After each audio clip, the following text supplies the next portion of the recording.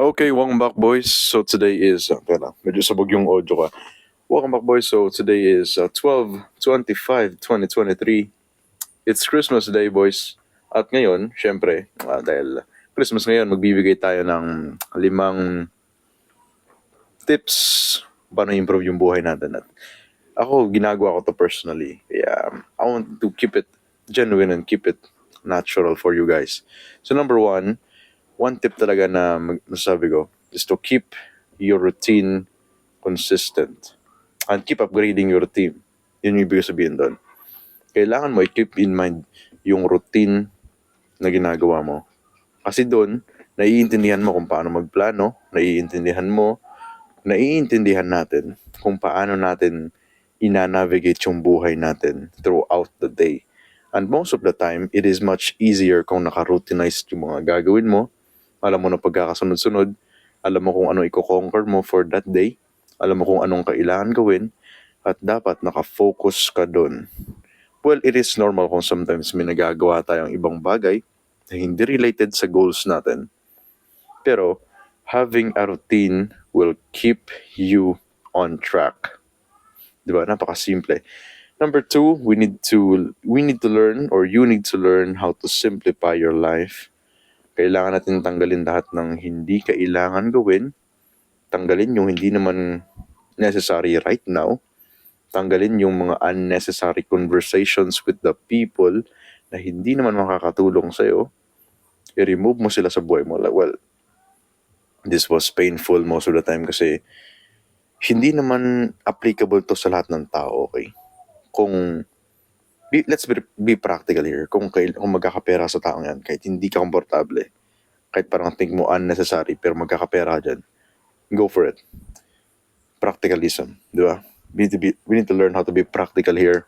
At yung ibig sabihin dito, kailangan maging practical tayo. Kung hindi makakatulong yung taong yan, remove it from your life. Kahit sino pa yan. Kung hindi makakatulong, remove. Ibig sabihin doon, kung hindi makakatulong sa aspects mo, for example, financial aspects, hindi siya makakatulong pagpaparami ng pera, kung hindi siya nakakatulong sa mental health mo, kung yung family mo nakakatulong sa mental health mo, pero hindi nakakatulong sa financial, it's still okay. Kasi nakakatulong sa financial, sa emotional health mo, sa mental health mo, at nakakatulong yan pandagdag na motivation para mabuhay ka. Yung family kasi, sila yung masasandigan natin sa panahon na parang walang-wala tayong, parang wala na tayong pag-asa sa buhay. Parang ganun. Well, yeah. Number 3, we need to learn from the best people. We need to be vigilant sa kung anong kinukonsume natin. Hindi yung random lang na nakikita sa shorts. Okay din naman yun. Pero tignan natin kung sino yung kinukonsume natin. Kung anong klase ng tao yan. Kung may credibility ba yan. Kung maayos ba yung mindset niyan. Kung makakatulong ba yan. Kung yan ba yung gusto mong lifestyle na gayahin. Yung lifestyle ng taong yan. Well, we need to seek knowledge from the best people, learn their best principles, and take action kaagad sa mga principles na shinare nila sa atin. Napakasimple. Learn the best principles from the best people, then execute immediately. Kailangan ng mabilis na execution at kailangan gawin kaagad natin yung naisip natin. Next, number 4, we need to learn how to eliminate our bad habits. At yung number 1 tip dito, yung pinakasikreto talaga na hindi sinasabi ng mga YouTuber, influencer na andito lahat talaga sa is to eliminate the number 1 source ng bad habits mo.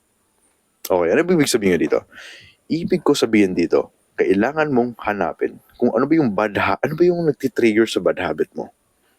Ano ba yung something na nagtitrigger na gawin mo yung bagay na yan? Ano ba yun? For me, yun yung cellphone ko. Kasi minsan, alam mo yan, napapa-open ka ng social media, napapa-scroll yan, nasasayang yung oras mo. Minsan nakukook ka sa kung ano nakikita mo na content. Honestly, ganun ako. Nangyayari sa akin yun. Like literal, man, open ako ng Facebook. Check ko yung account ko. Check ko yung messages ko sa Messenger. Mapapatingin ako sa YouTube, sa Facebook Reels. Ayun. Nai-stick ako ilang 30 minutes, isang oras. Diba? Sobrang sayang sa oras yun. Kaya, ayun yung source ng bad habits ko. Pag nasimulan ko kasi mag-scroll doon, ilang oras ka na doon, sobrang daming oras na sasayang, at nagagawa ko rin ibang bad habits. Parang nawawalan ka na gana mag-workout, nawawalan ka ng gana magtrabaho, parang ganoon. So, that is my number one source ng bad habits. So, I will cut it out. Remove from my life. Not completely kasi ginagamit ko pa rin.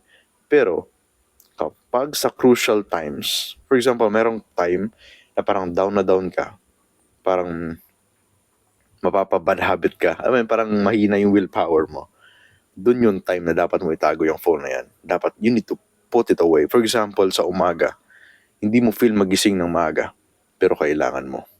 Set your alarm sa malayo, ilagay mo yung phone doon, or maybe, huwag ka na mag-alarm. Whenever you feel like you can get up ka na. Basta umaga pa, maaga pa, or depende sa'yo.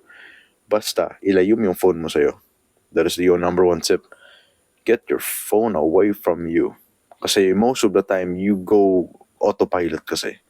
Nagiging autopilot yung utak natin. We go autopilot, automatic na lang yan. Hindi natin namamalayan, we do the bad habits.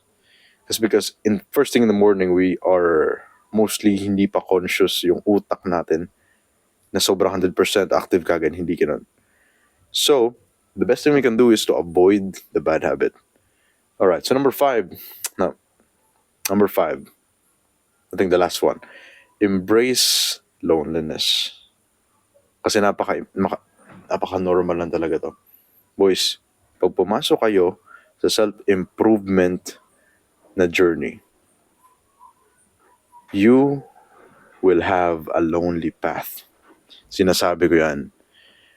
Mag-isa kayo. Sa unang mag-isa kayo, walang susuporta sa inyo, walang maniniwala. Unti-unti kang may marirealize mo na mali yung ginagawa ng mga tropa mo dati. Kaya parang nagiging distant ka sa kanila. At dahil nakikita ka nila na nagbabago ka, parang may ginagawa ka sa buhay mo, sisiraan ka tuloy nila. Pagtatawanan ka tuloy nila, di ba? Sisiraan ka tuloy nila sa tropa. Kasi nga, nagbabago ka. Kasi nga meron kang something na ginagawa sa buhay mo.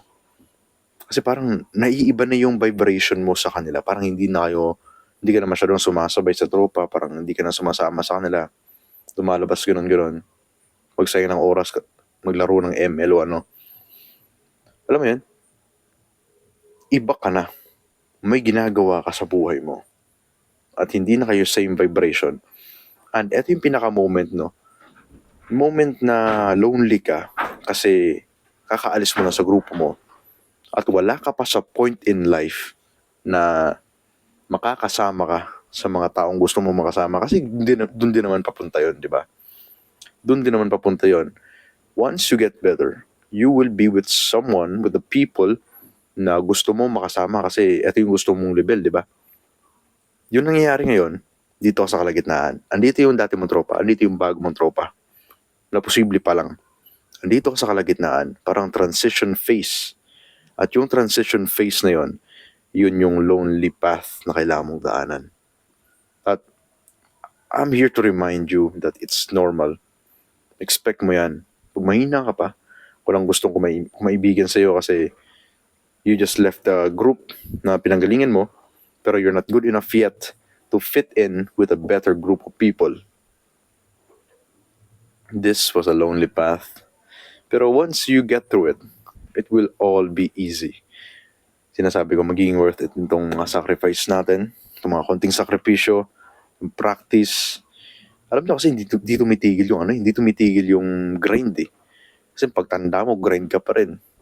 Nag-aaral ka, grind ka. Naghahanap ka pa ng side hustle mo. Kasi kailangan mo, may desire ka na magbago yung buhay mo. May desire ka na mapasama ka sa mga taong maglilid sa'yo sa success, sa kabutihan ng buhay. Kasi kung hahayaan natin, mapasama tayo sa mga normal na mga tao, mapabarkada ka sa mga normal na mga tao, magiging normal na rin yung buhay mo. At who wants a normal life? Maybe yung dating ikaw. Pero panigurado, hindi yan gugustuhin ng future you. Hindi niya gugustuhin yun. Kaya maraming salamat sa panonood. 5 tips. Again, keep your routine. Keep it on your eyes. Yung kailangan tingnan mo palagi yan. Keep in check. Number 2, simplify your life. Tanggalin mo lahat ng mga unnecessary. Number 3, learn from the best people. Learn the best principles at upgrade mo yun. Ayusin mo yung buhay mo. Number 4, tanggalin mo eliminate mo yung mga bad habits. Hanapin mo yung source, cut off mo yan, tanggalin mo sa buhay mo. Or limit it. Number 5, natural lang na maging lonely sa path na to. Sa una lang naman eh. So, you will get through it. Sinasabi ko, once you get past itong lonely path na to, makakasama mo rin yung mga taong para sa'yo talaga. So, that's it, boys. Thank you so much for watching. I'll see you next one. I'll see you in the next one.